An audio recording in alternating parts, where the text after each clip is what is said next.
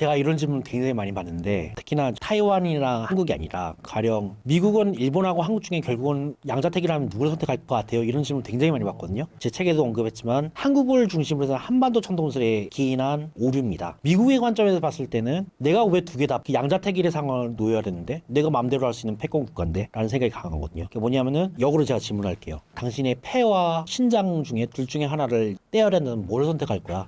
하고 똑같은 겁니다. 미국 입장에서는 둘 다 중요한 거고 기능이 다른 겁니다. 한국이 미국에 기여할 수 있는 부분이 다른 것이고 일본이 기여할 수 있는 부분이 다른 것이고 그렇기 때문에 내 입장에선 다 가져야지 내가 왜 둘 중 하나를 포기해야 돼? 라는 셈법이 강한 거지. 전통적인 관점인 거죠. 그리고 그건 똑같이 타이완 문제에 대해서도 적용될 수 있는 겁니다. 타이완이 미국에 기여할 수 있는 역할이라는 것이 한국과는 다른 것이지 1대1로 갖고 누구를 선택하는 게 아니에요. 미국은 뭐 우리가 인정하고 싶지 않지만 미국 천동설이 있고 실질적으로 세계 표준을 바꿀 수 있는 입장에서 내가 왜 둘 중에 양자택일을 하는 상황을 만들어야 되는데 근데 이게 어디까지 이게 전통적인 아시아 피벗했을 때 미국의 우선주의 정책에서도 셈법이라면은 이제 트럼프 이기 때 제가 생각하는 변화라고 한다면은 결국 이제 트럼프는 이제 4년 안에 이제 성과를 내야 되잖아요. 트럼프는 일단 첫째로는 북한 문제하고 이제 중국 문제하고 떼놓고 생각하지 않습니다. 주한미군 청문회 하면 항상 요즘 나오는 내용들이 북한이 대륙간 탄도미사일을 쏜 직후에도 중국 문제, 타이완 문제가 더 많이 언급되고요. 압도적으로. 타이완 침공이 됐을 경우에 북한이 기회주의적으로 미국이 이제 정신이 분산된 상황에서 북한도 남한을 침공할 가능성이 있다. 이럴 경우 어떻게 할 것이냐. 이런 시나리오에 대해서 굉장히 지금 고민을 많이 하고 있어요. 그래서 둘이 이게 연계되어 있는 건데 트럼프 이기는 무슨 생각을 하고 있냐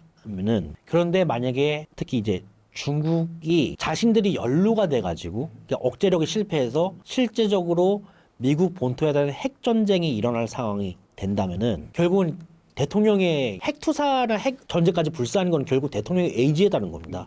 관료는 조언만 해줄 뿐인 것이지. 그리고 이게 문제가 뭐냐면은 트럼프 1기 때는 트럼프는 이기에 대해서 생각했었어요. 내가 미국 역사상 그리고 세계 역사상 세계에서 두 번째로 히로시마 나가사키 같은 경우는 트루먼이 했으니까 미국 대통령 두 번째로 핵전쟁을 또 일으키는 레거시를 만들고 싶은 거에 대한 부담이 이 정권 재연장하는 데 있어서 부담이 되죠. 근데 또 여기서 내가 단호한 스탠스를 안 취하게 될 경우에 또 뭐 하는 거냐 하면서 반발할 수도 있는 거고. 왜냐하면은 타이완이나 한국에서 미국 시민들이 죽었을 때 그거에 대한 반발도 또 있는 것이기 때문에 그거는 굉장히 그날 이제 대통령이 어떤 신경이냐에 따라 많이 바뀔 것 같아요. 근데 어쨌든 이라는 재선을 염두에 뒀기 때문에 미국 유권자를 의식을 해야 되는데 트럼프는 이제 그런 부담이 없습니다. 이게 더 이상 의식할 필요도 없고 그런 부분에 있어서 만약에 북한이든지 타이완이든지 이게 미국 본토에 핵전쟁까지 초래할 상황이 발생하게 될 경우에 트럼프는 그러면은 둘 다 포기해 라는 극단적인 케이스도 있을 겁니다. 아까 얘기했던 것처럼 우리가 타이완, 한국을 포기한다고 해서 적어도 이제 트럼프의 생각에서는 우리가 그렇다고 세계 최고 패권국으로서의 지위는 흔들리지 않아 라는 셈법이 이렇게 단기 성과를 더 중요시 여기기 때문에 결국은 미국의 국익 관점에서는 장기 관점에서는 당연히 손해지만 트럼프는 자기 임기 성과에 초점을 맞췄을 때는 그런 극단적인 양쪽 다 포기할 수도 있는 상황도 우리는 배제해서는 안 된다